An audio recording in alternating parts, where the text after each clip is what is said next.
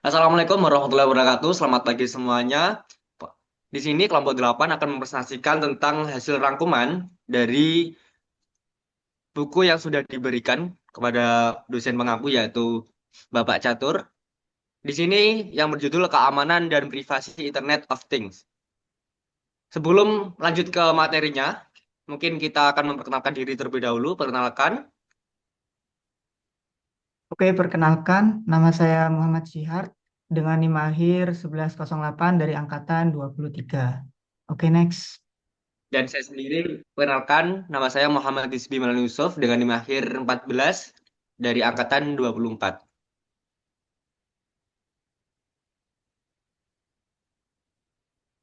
Next.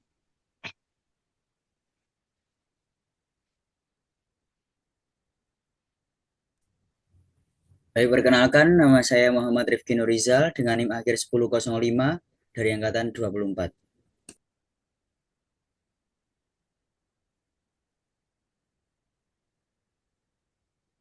Perkenalkan, nama saya Sumarno Siketang dari Angkatan 24 dengan NIM akhir 1006. Kenalkan, nama saya Ilham Puja Sejabat dari Elektro 24 dengan NIM akhir 1081. Oke, Baik, next di di sini sini. langsung saja kita mulai ke 8.1 atau pendahuluan terlebih dahulu kepada Mas Siras, dipersilahkan. Oke, izin masuk, terima kasih. Sini saya akan menjelaskan mengenai poin 8.1 dan poin 8.2.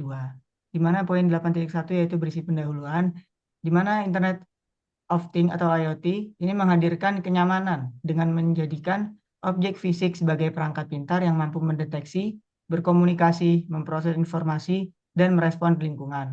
Namun, kemudahan ini juga menimbulkan beberapa risiko yang serius terkait keamanan dan privasi. Peretasan pada perangkat IoT seperti meteran, kamera, pintu, hingga mobil pintar dapat berdampak langsung pada kehidupan sehari-hari, bahkan membahayakan tubuh melalui perangkat medis pintar. Dalam lingkup bisnis, serangan IoT dapat dimanfaatkan untuk pencurian data dan spionase perusahaan. Selain itu, privasi pengguna terancam karena data yang dikumpulkan perangkat pintar dapat mengungkap detail kehidupan pribadi jika jatuh ke tangan yang salah. Oleh karena itu, pentingnya perlindungan keamanan dan privasi menjadi hal yang sangat penting di era IoT pada saat ini dan untuk kedepannya. Baiklah, di sini ada beberapa poin tantangan keamanan IoT yaitu multiple teknologi, kemudian multiple verticals, scalability, availability, big data, source limitation, remote location, mobility, delay sensitive service. Nah, di mana multiple teknologi, di mana ini banyak sekali teknologi yang akan digunakan dalam arti mengakar dari teknologi antara teknologi dengan teknologi yang lain.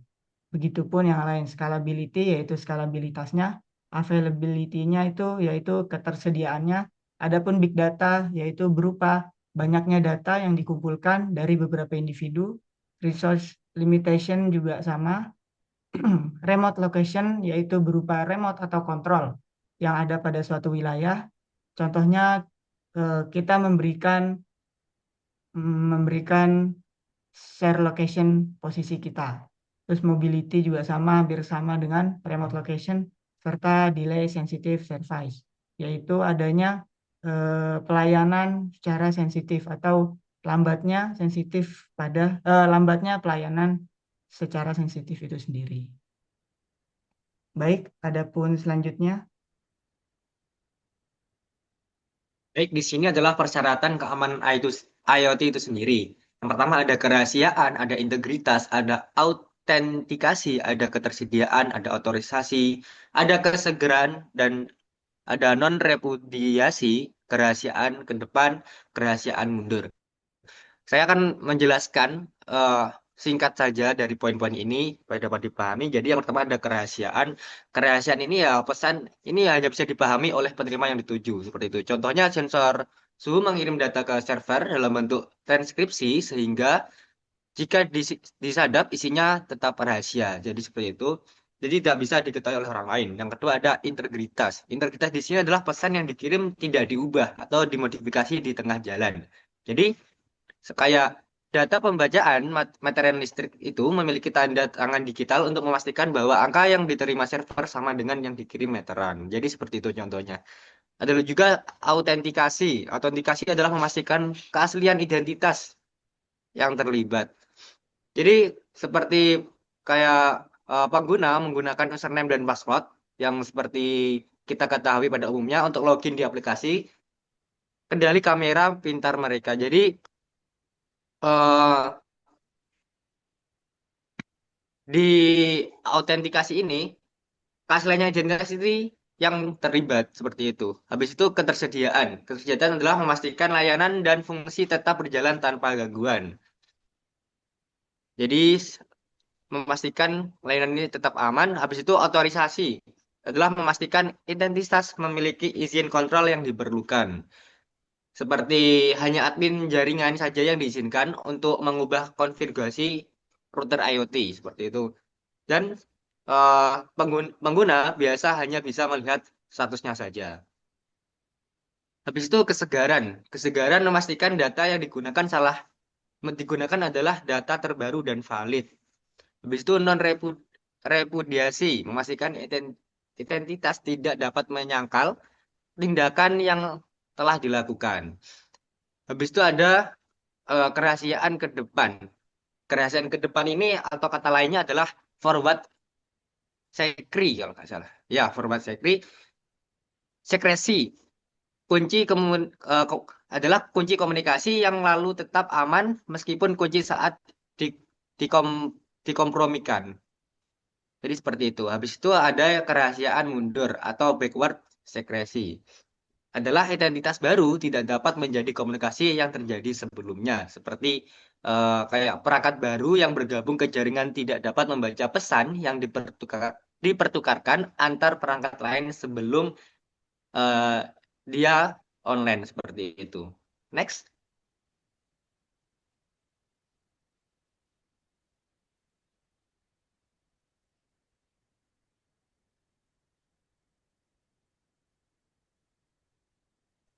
Ada 8.6.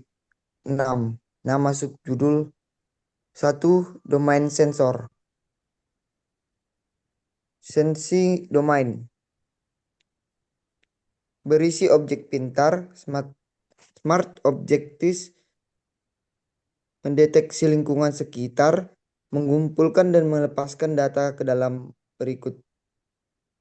domain berikutnya. 2. Ada domain kabut, Fong domain terdiri dari perangkat kabut atau gateway, berfungsi mengolah data, orkestrasi,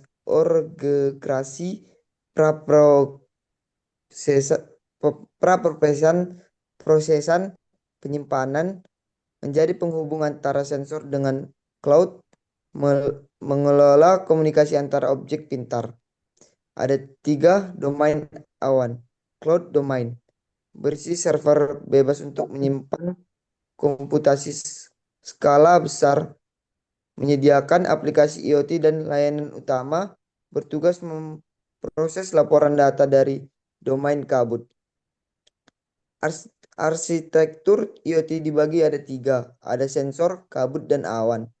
Data mengalir dari sensor, diproses di kabut, lalu dianalisis di cloud, membantu pengelolaan data yang efisiensi dan mudah dan keamanan IoT.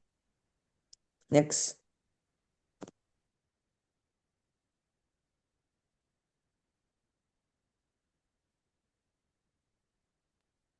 Kemudian di titik 8,5 ada serangan dan langkah pencegahan domain awan. Yang pertama itu ada serangan trust issue atau sulit memverifikasi pemilik POS.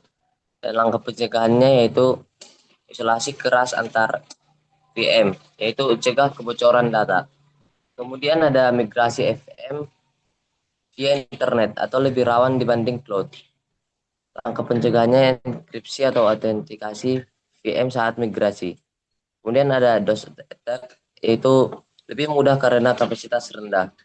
Langkah pencegahan homomorphic encryption atau menjaga privasi data. Kemudian ada serangan kontainerisasi atau berbagai IaaS antar aplikasi rawan kebocoran.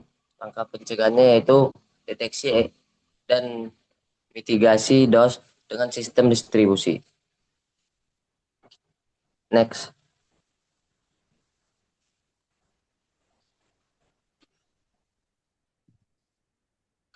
Kemudian di 8.6, serangan domain fog dan langkah-langkah pencegahannya. Yang pertama itu ada serangan trust issue juga, yaitu sulit untuk memverifikasi pemilik fog. Yang kedua itu ada migrasi VM via internet, yaitu lebih rawan dibanding cloud. Kemudian ada DOS attack, yaitu lebih mudah karena kapasitas rendah. Keempat itu ada kontainerisasi atau berbagai IaaS antara aplikasi rawan kebocoran. Kemudian yang kelima itu privasi pengguna, yaitu lokasi dan kebiasaan bisa dilacak. Langkah pencegahannya yaitu yang pertama, isu sulit memverifikasi pemilik fog. Kedua itu enkripsi atau autentikasi VM saat migrasi. Ketiga itu mitigasi DOS dengan pemantauan lalu lintas. Keempat itu keamanan kontainer, yaitu back-end isolasi lebih kuat. Kelima itu privasi atau mekanisme anonimitas lokasi. Next.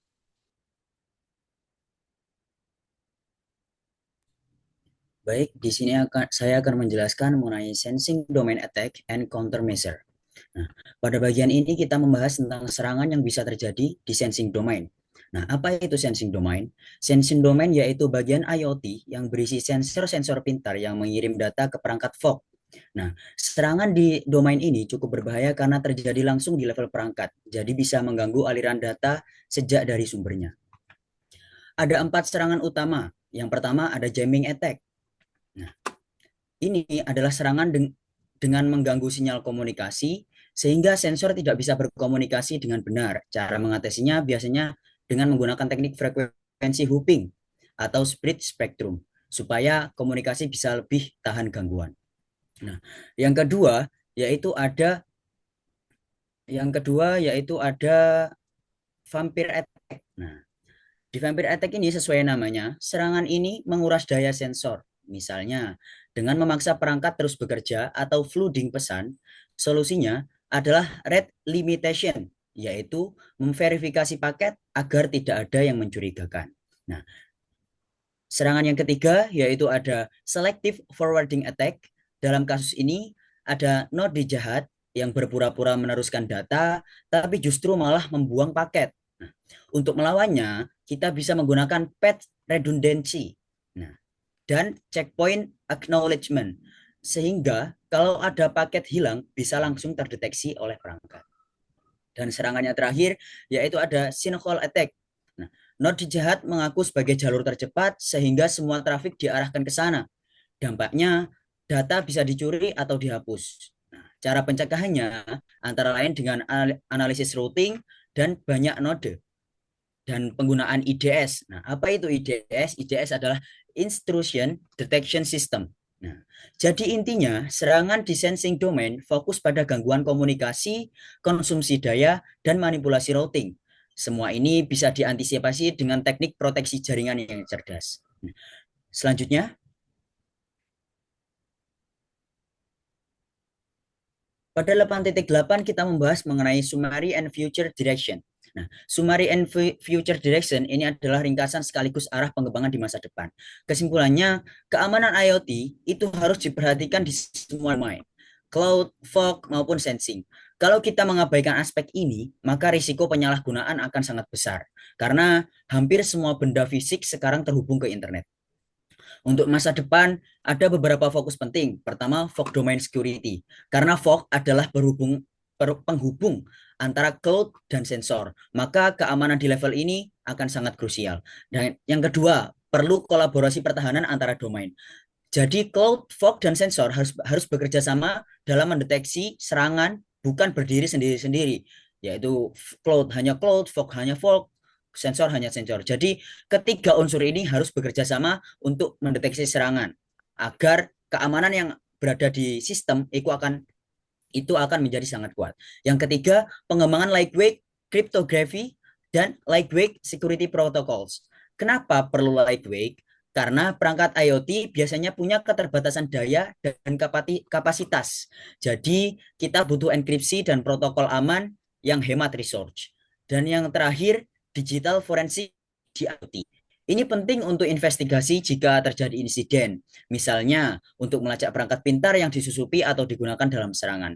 Dengan fokus pada keempat hal tersebut, maka keamanan IoT di depan bisa menjadi lebih solid, efisien, dan siap menghadapi ancaman baru. Seperti itu. Next.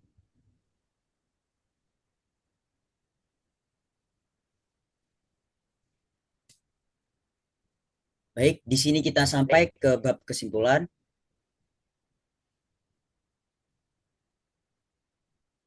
yang akan Oke. dijelaskan oleh teman saya. Baik, jadi di sini sudah akhir pengunjung presentasi dari kelompok kami. Jadi kesimpulannya adalah Internet of Things atau IoT membawa kemudahan besar dalam kehidupan sehari-hari, namun juga menimbulkan risiko serius terhadap keamanan dan privasi. Tantangan muncul karena karakteristik IoT yang unik seperti jumlah perangkat yang masif, keterbatasan sumber daya, mobilitas, serta keberagaman teknologi dan sektor penggunanya. Untuk itu, IoT membutuhkan penerapan persyaratan keamanan utama seperti kerahasiaan, integritas, autentikasi, ketersediaan, otorisasi, kesegaran data, non-repudiasi, hingga kerahasiaan maju dan mundur, yang seperti saya jelaskan pada syarat tadi. Analisis keamanan dilakukan melalui 3 domain arsitektur IoT. Seperti yang pertama ada cloud atau awan. Yang di sini adalah rentan terhadap serangan WM atau migrasi, pelarian, pencurian sumber daya, insider attack. Yang kedua ada fog atau kabut, yaitu adalah menghadapi masalah autentikasi, DOS, privasi lokasi, serta risiko migrasi VM yang lebih tinggi. Yang ketiga ada sensor atau perangkat ujung. Nah, ini rentan terhadap serangan jamming, vampire atau penguras baterai, selective forwarding, hingga sinkhole. Habis itu ada untuk setiap domain terdapat teknik mitigasi seperti enkripsi, isolasi, VM. Habis itu ada frekuensi hopping, protokol keamanan ringan, hingga penggunaan sistem deteksi intrusi. Habis itu ada arah pengembangan masa depan IoT perlu difokuskan pada yang pertama ada keamanan domain yang masih minim perhatian, pertahanan kolaboratif antar domain, cloud fog sensor, ke kriptografi, dan protokol ringan yang hemat sumber daya. Yang terakhir ada forensik digital untuk investigasi serangan. Secara keseluruhan, keamanan di privasi harus dipertimbangkan sejak tahap desain awal IoT, agar penerapannya tidak menimbulkan kerentanan yang bahaya bagi pengguna maupun industri. Jadi, seperti itu presentasi dari kelompok kami. Mohon maaf jika ada kesalahan maupun ucapan, karena manusia tidak luput dari kesalahan. Semoga presentasi kali ini menambah ilmu bagi kita semua. Akhir dari kami. Wassalamualaikum warahmatullahi wabarakatuh. Waalaikumsalam warahmatullahi